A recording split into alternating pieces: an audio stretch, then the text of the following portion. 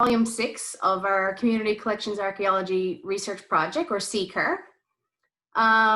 Thank you all for coming virtually. Normally this would be done in the community in person, but this is how we're doing it this time. But it's great that everyone gets to join in. And as Nicholas mentioned, it'll be online on YouTube, and links like that will be available after. So it's going to be recorded.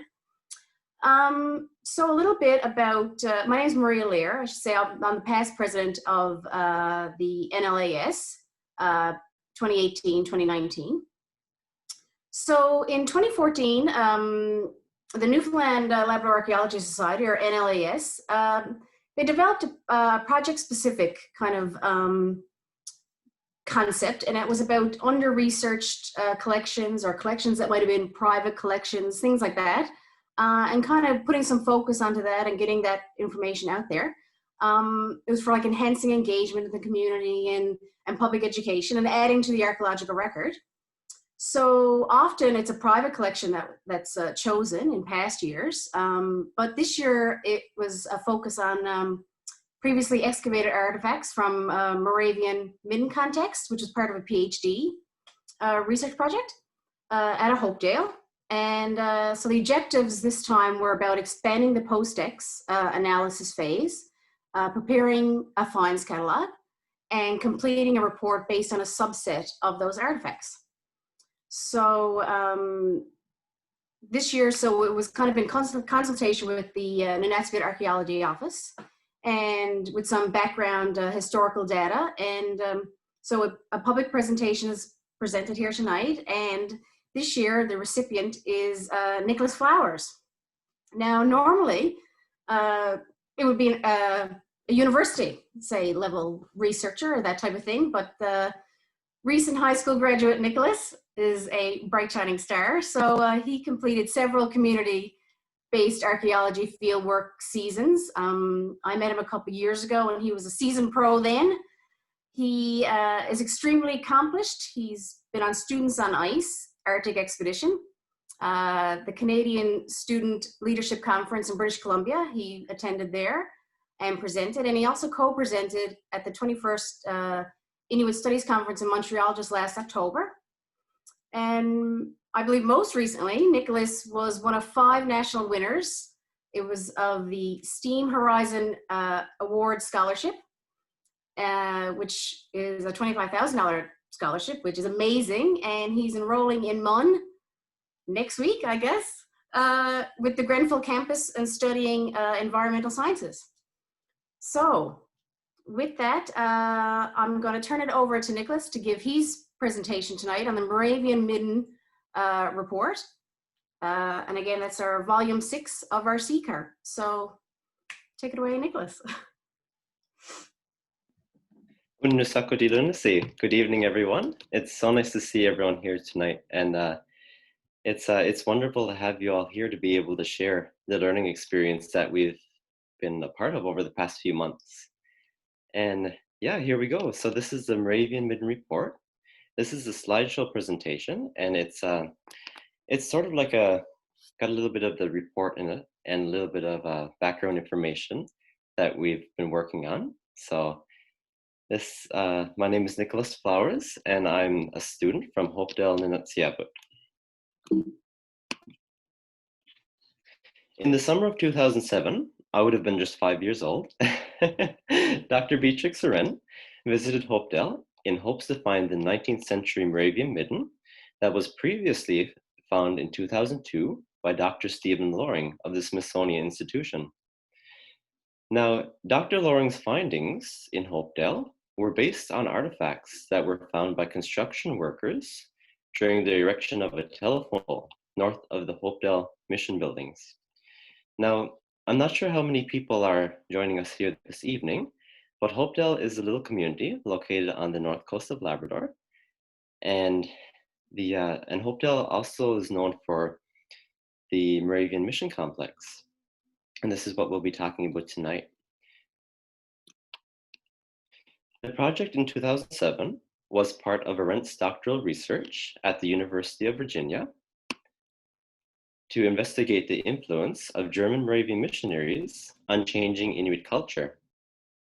Now, Dr. Arendt conducted the Hopedale Archaeology Project in collaboration with the director of the Hopedale Moravian Museum, David Idlorty. So David works here in Hopedale at the museum, and he helped, and together, I should say, they hired 5 local students during the field season to help with surveying, excavating, and cleaning, cataloging the artifacts they had found. And this is the Hopedale Archaeology Project crew in the summer of 2007.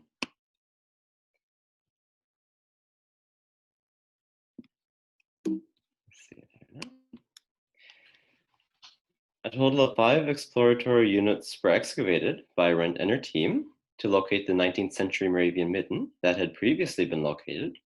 And although it couldn't be found as described by Loring, evidence for its existence of the Midden was discovered through the many test pits that they had dug, as well as the location of a new 20th century Midden. Now, this is really interesting because not only did they find bits and pieces of the 19th century Midden, they also got to find a new 20th century. So in the slideshow now, we'll get to share a bit of the artifacts that they had found.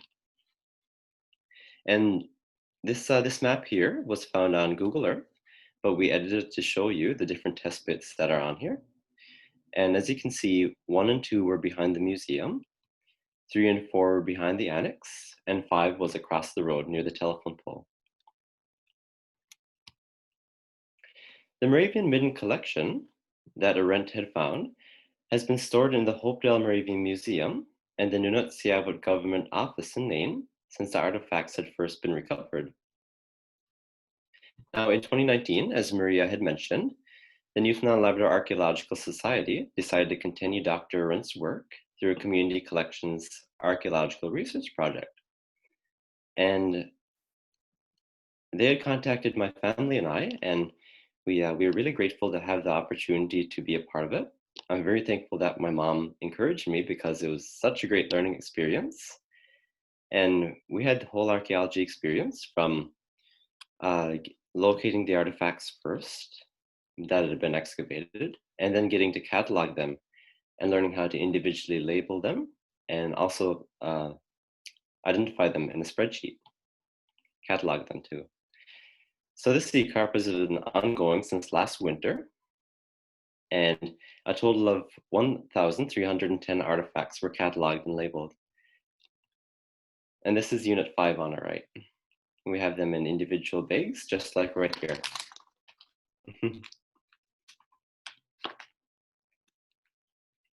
Here are a few pictures from last winter.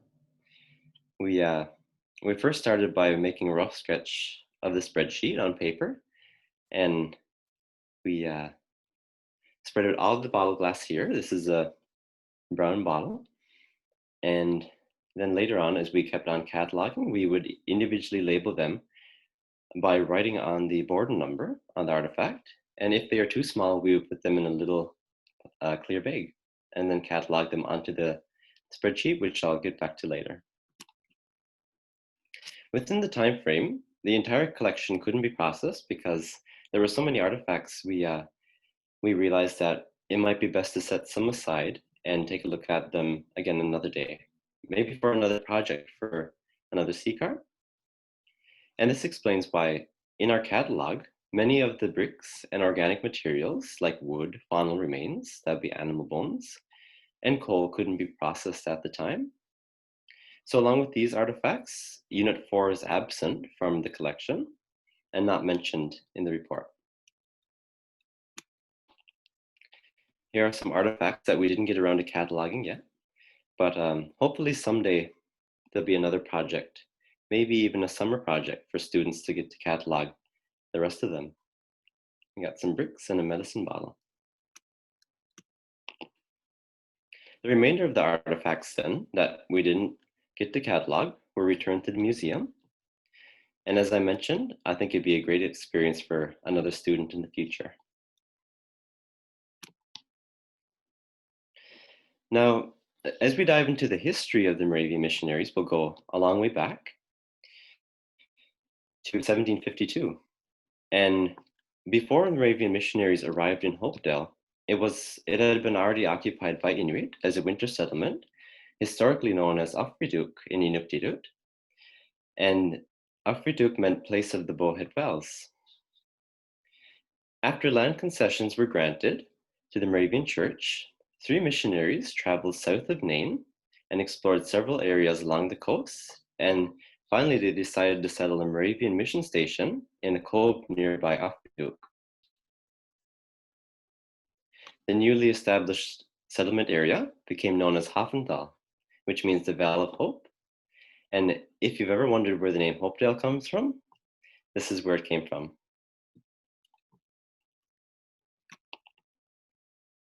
Along with the intention of providing a new religious belief, missionaries brought forth a broad cultural, economic, and social influence across the north coast of Labrador. Once Inuit became members of the Moravian congregation, it was common to move into houses located near the mission station to spend the winter months between Christmas and Easter. And on our picture on the right here, we have an Inuit house in Hopedale. I guess it was during Christmas time. We have the lovely Christmas tree there. And as you can see, Inuit in the community began to adapt to the changes that the missionaries had brought over, such as celebrating Easter and Christmas. Missionaries also provided work opportunities for Inuit men and women, such as caring for the mission buildings, gardening, building houses and boats, and maintaining the mission and trade. So I can imagine that it was a really significant time in the history of Hopedale when the missionaries had come over, and then it was a great opportunity for many people in the community to a work experience and to trade. As you can see on the right here, we have a picture of Inuit men and women working with seal blubber at Hopedale in the spring. And now the chances are that the blubber that they were bringing in went to the blubber house. And work experiences like this were very important to both missionaries and Inuit because it built the relationship between them and it built a stronger community. And although the Moravian mission intent was to introduce Christianity to Inuit without disrupting important aspects of culture, over time, Inuit gradually adjusted to some European practices. And as we get into this subject, we'll start to talk about the Midden, the Moravian Midden, which is what our report is all about. One aspect of lifestyle change for Inuit included a centralized midden. And oftentimes people may wonder what midden means. And in an archaeological context, it just means a trash site or a domestic waste area for household trash, right? And it was promoted by Moravian missionaries in an effort to control discarded waste and provide hygienic habits. So as you can see, back in the day, the waste here at the Midden probably wasn't very useful to them at the time. But now, as we look back and we start to uncover many artifacts like ceramics, for example, we start to see the changes over time. And we can see how Inuit gradually adjusted to a European lifestyle, while still keeping their traditional practices, of course. And here on the right, we have a map which was provided by Dr. Beatrix Arendt, and it identifies the different unit test pit locations and the telephone pole on the right, which sort of started the whole Moravian Midden excavation in the first place when they had uncovered artifacts across the road.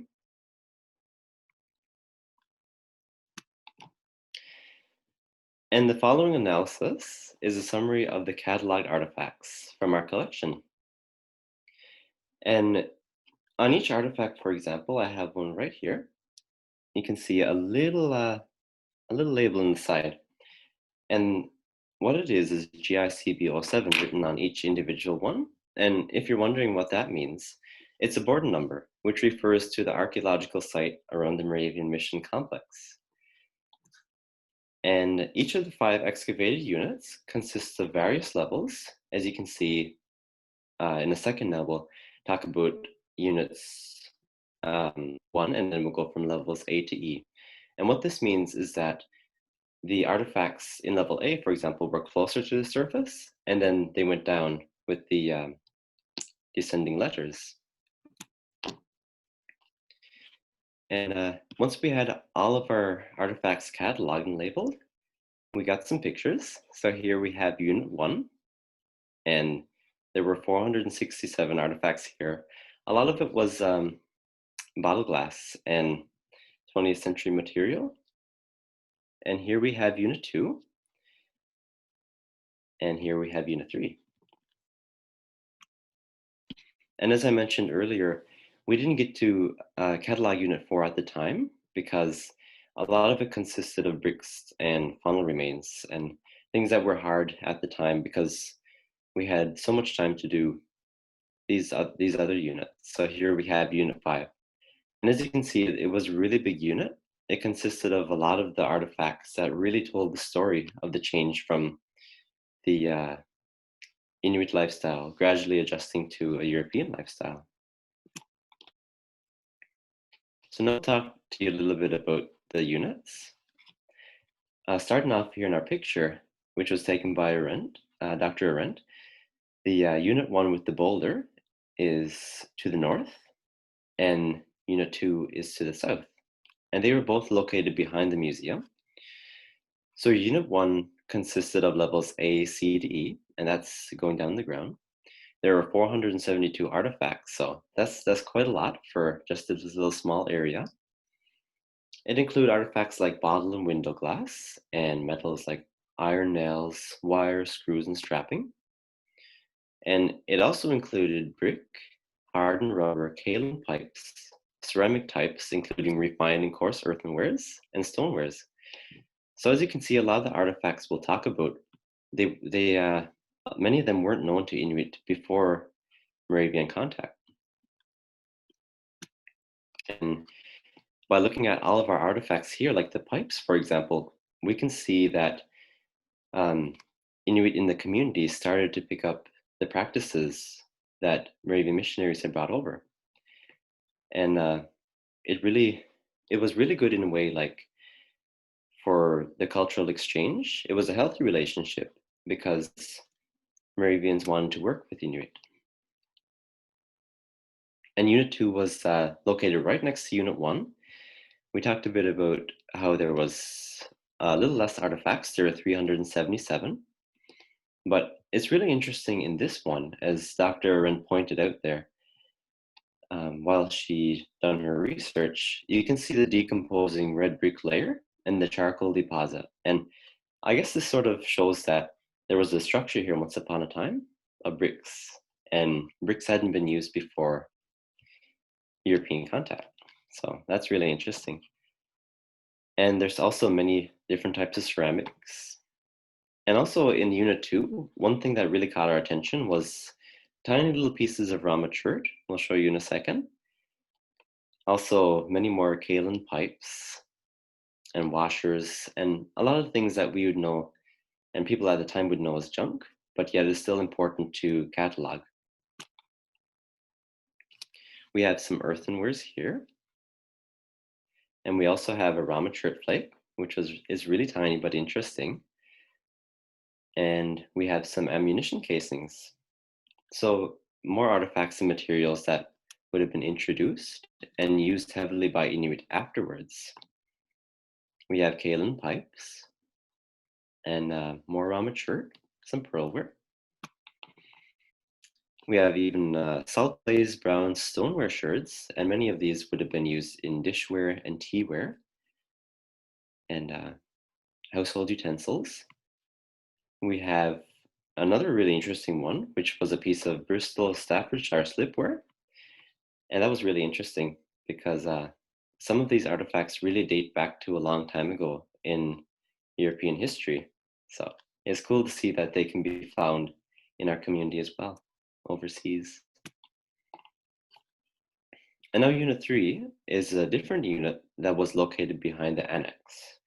Now this one is closer to the road, and as Dr. Arendt made the different test pits and the different excavations, she sort of put the puzzle pieces together and realized that the midden wasn't just in one spot, but it was sort of spread out all around. And it really told the story. So we had 114 artifacts here. And a lot of the artifacts were much the same that we had seen before. We even got to see a graphite pencil, maybe used for building, some lead muzzle loader shots, which would have been the first types of guns after the use of stone and bone for hunting, and even some pennies. We have more earthenware and more pearlware. And here's our lead ball, which would have been used as a muzzle loader shot. And it's really interesting because oftentimes growing up, I'd hear stories about how my great-grandfather and great-great-grandparents used to use the muzzle loaders, hey? And you can imagine that a lot of the times it would have been traded with the Moravian missionaries. As nowadays you go to the store and get your ammunition, Inuit back in the day would go to the Moravian missionaries and trade for things that they had hunted out on the land and for tools that they had made by hand, for example.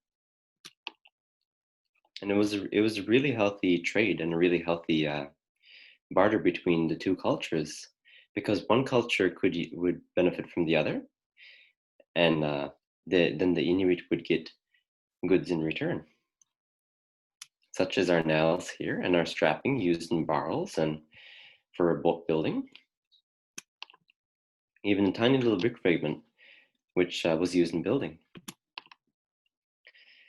And a lot of these artifacts Inuit hadn't seen before, so it was really important to our community in that way. And this is Unit 5 here. This is the last unit that she excavated.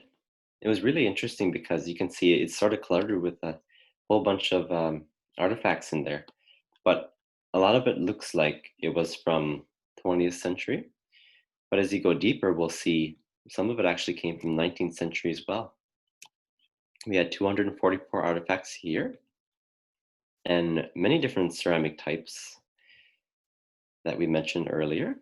Even a skin cream bottle, which I think had the name Pons on it, if I remember correctly. And buttons, glass lens, and different types of utensils and tools that Inuit would have really found valuable and in their homes and community. And this is Unit 5 right here. In the back, we have David Iglorty. He's the curator. And he, I guess it's kind of put to scale here. It was actually near a laundry line.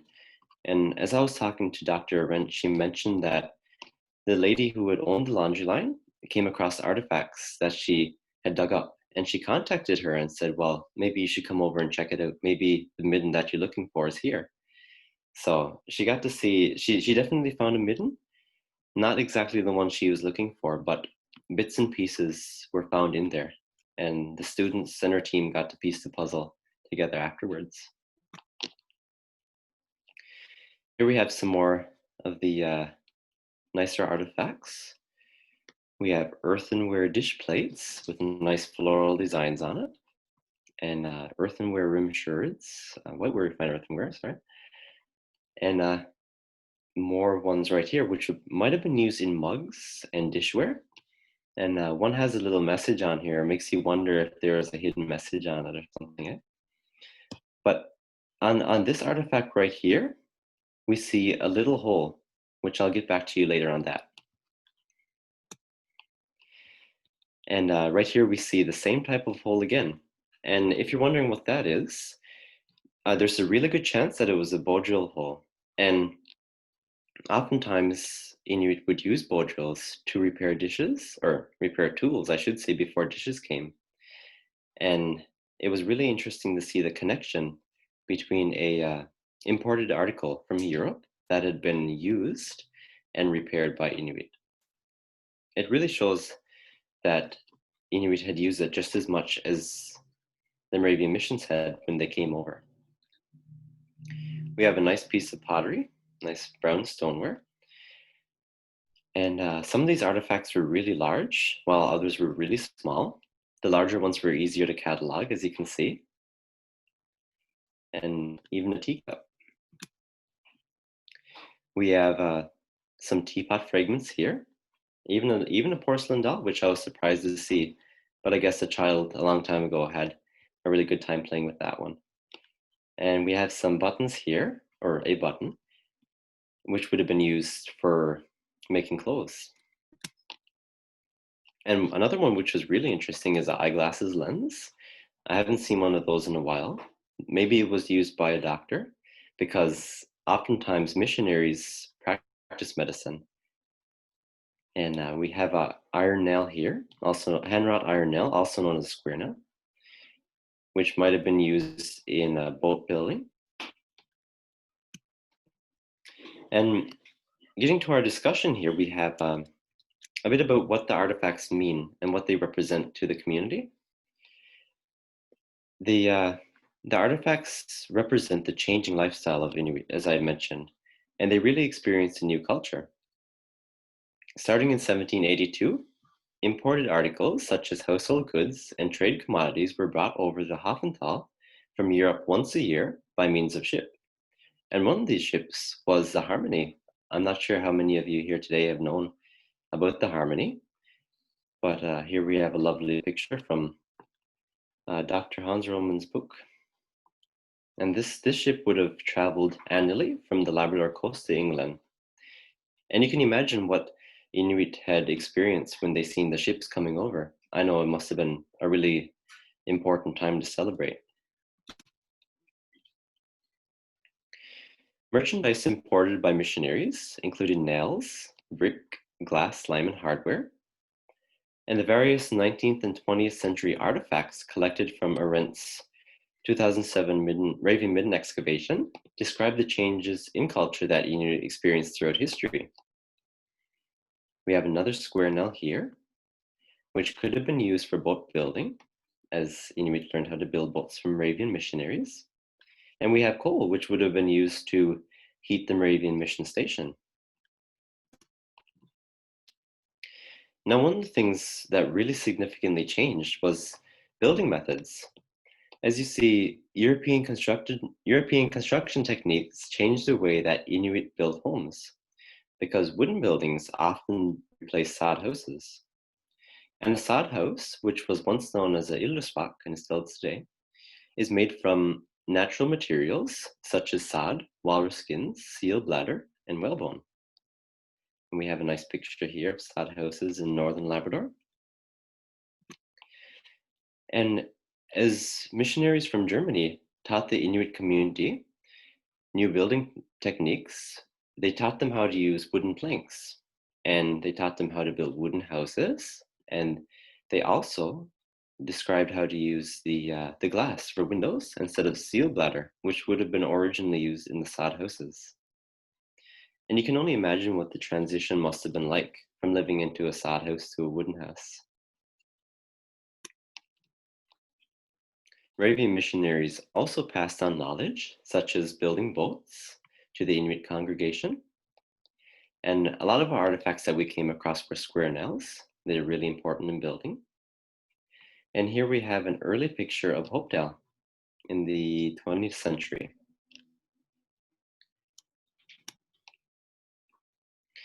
And oftentimes we came across bricks as we were cataloging the artifacts. Construction methods from Germany often include bricks and masonry to reinforce walls and for providing insulation for the buildings. And here we have some pictures that we took last spring of the brick walls in the Hopedale Moravian Mission Annex. And I guess it was really important to shield from the cold and harsh winters, right? Another thing that really changed a lot was the hunting techniques. Moravian missionaries emphasized the use of new hunting technologies originally introduced by Europeans before.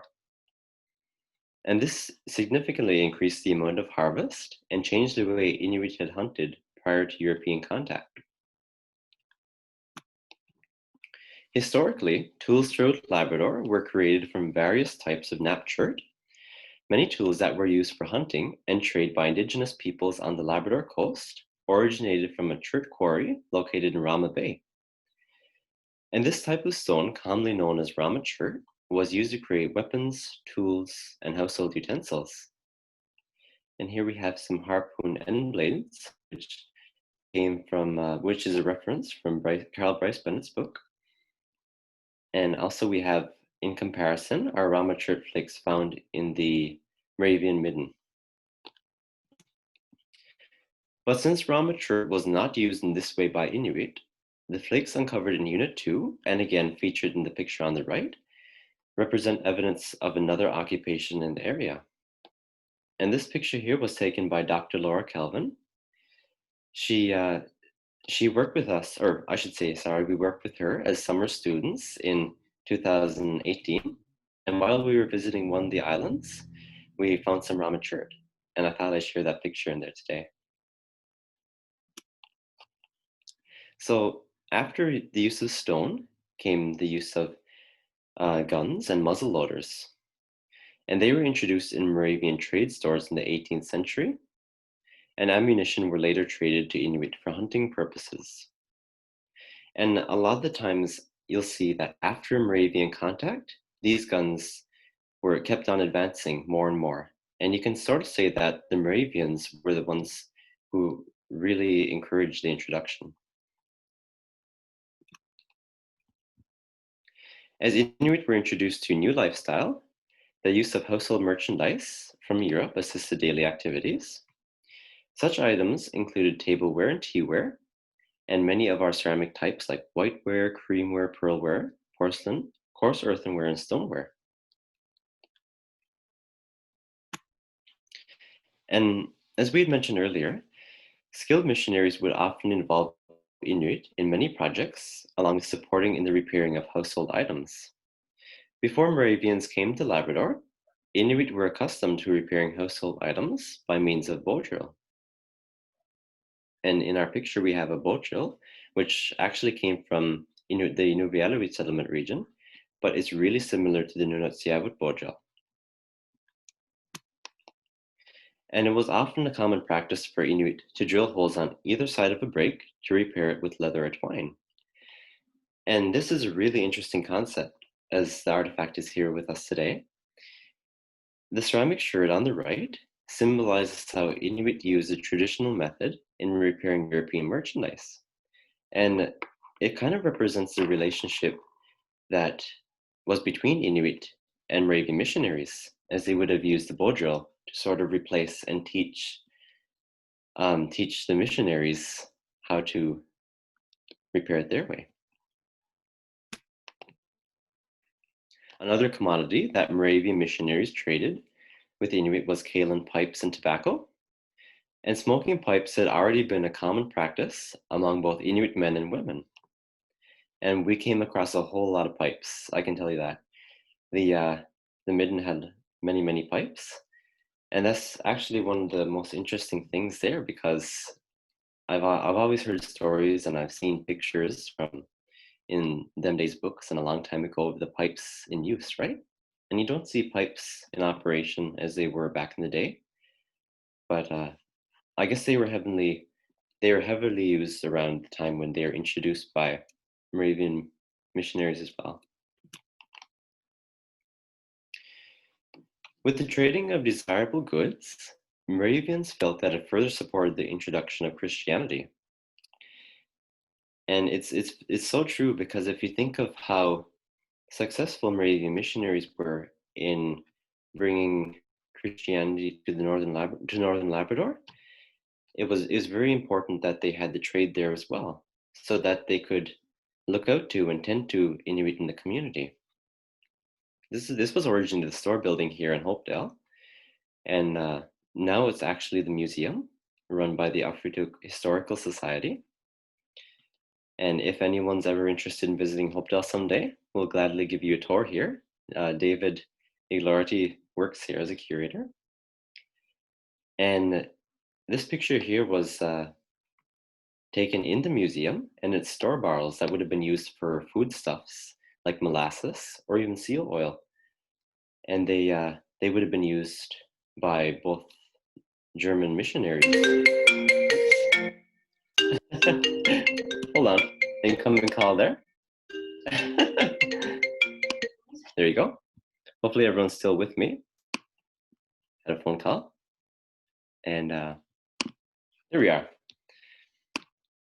Okay, so where we left off there. Yeah, the trade goods were very important in supporting Christianity, right? And you know, this CCARP has been supported by the Newfoundland and Labrador Archaeological Society. Back home here in Hopedale, we would love to give a lot of thanks to both NLAS and the Nunatsiavut Government Archaeology Office, because you've really supported us and we couldn't have done it without you. In January 2020, so that would have been last winter, the Moravian Midden Collection was introduced and discussed by NG archaeology staff, Michelle Davies, Kyle Crotty, and Lena Onalik.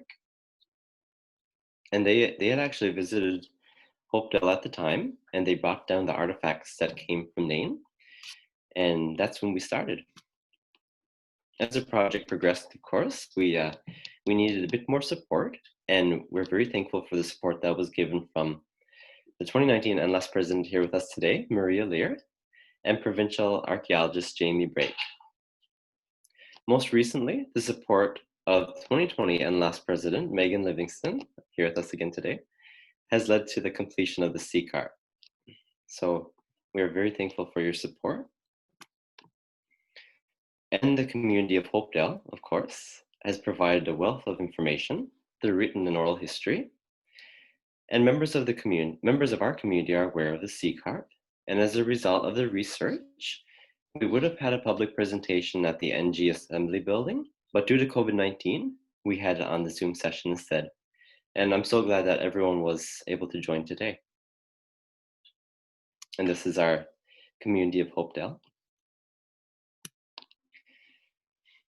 In conclusion then, the 2007 Moravian Midden excavation reflects on the gradual change that took place throughout history as German Moravian missionaries introduced a new way of life to Inuit. Now, as the Moravian mission intent was not to change all of the traditional customs known to Inuit, cultural practices in Labrador still remain unique. But of course, they were heavily influenced by European lifestyle. And it's absolutely an important part of our history because many of the techniques and technologies we use today came from the Moravian missionaries. And as we look at the history, and while we were working at this project, we learned a lot more that we didn't know before.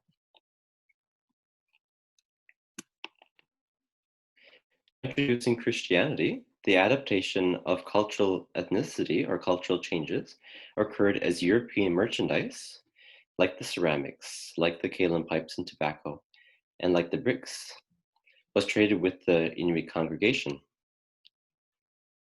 With future possibilities of cataloging the remainder of the artifacts that were set aside, the Moravian Midden Collection will continue to provide insight on the changes Inuit experience in northern Labrador since the 18th century.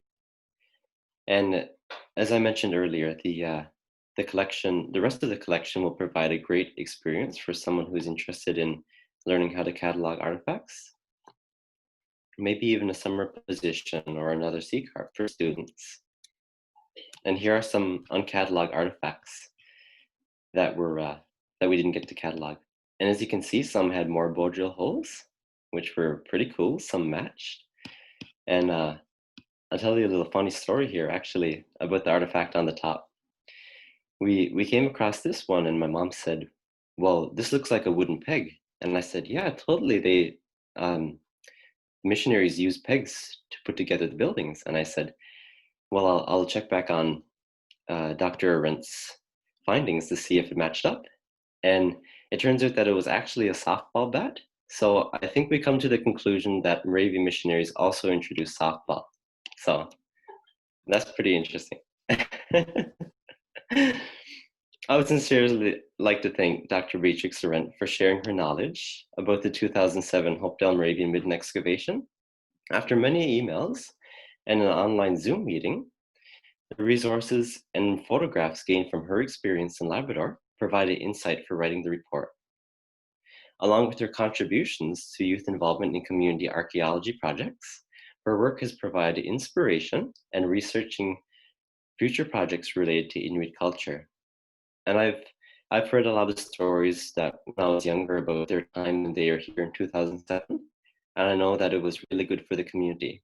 And it was sort of like a stepping stone to the Afituk archaeology project we know today. And it's really great that she had the youth involvement in our community. I would also like to thank members of the NLAS, Maria Lear, Megan Livingston, and John A. Campbell for providing continuous support in writing the report. And John Campbell also provided the cover of the report, so he done a fine job on that. Thank you, John. Sincere thanks as well to Michelle Davies, Kyle Cry, and Lena Unalik of the Nunatsiavut Government Archaeology Office, and Jamie Brake of the Provincial Archaeology Office. Your support has really helped us in this report, and we couldn't have done it without you. Also, I'd love to give thanks to David Lordy, the curator of the Hopedale Moravian Museum, for locating the artifacts that were collected in 2007. Additional gratitude is extended to Dr. Hans Ruhlmann for providing reputable sources of information about the Moravian mission in Labrador. And I would also like to sincerely thank Dr. Lisa Rankin and Dr. Laura Calvin for their inspiration in learning the importance of Indigenous archaeology, also for their contributions to youth involvement in community archaeology projects over the last few years. My friends and I in high school have really had a great opportunity working in the Afituk Archaeology Project, and there's no doubt that it will continue to inspire youth in our community. And of course, sincere gratitude is given to the Tradition and Transition Research Partnership because they had provided funding for the honorarium. And finally, I would really love to thank my mother, Valerie Flowers. Her guidance and support with labeling, organizing, and cataloging the artifacts is truly appreciated. She also provided help in researching and writing this report, and there's no doubt that without her encouragement, this project couldn't have been completed. And here are our reference sections. We're very thankful for all the sources that were shared with us that helped us put together the report. And also one more thing I'd like to share with you before our question period is the appendix. So this is a spreadsheet belonging to the Moravian Midden catalog and is made with Google Sheets. It includes artifact information such as things I mentioned as we catalog them, like the board number we used to write on each artifact, the site name, catalog number, catalog extension, and so on. You'll see here in the next slide. And all these little facts here come into play as we catalog each artifact. We would do one by one, and the board number never changed because it was always at the Moravian Midden, and the catalog number changed, of course. And we had bottles and glass and all sorts of things. So that's the last page here, but I'll show you guys the spreadsheet, if I can get that up correctly there. 1 second.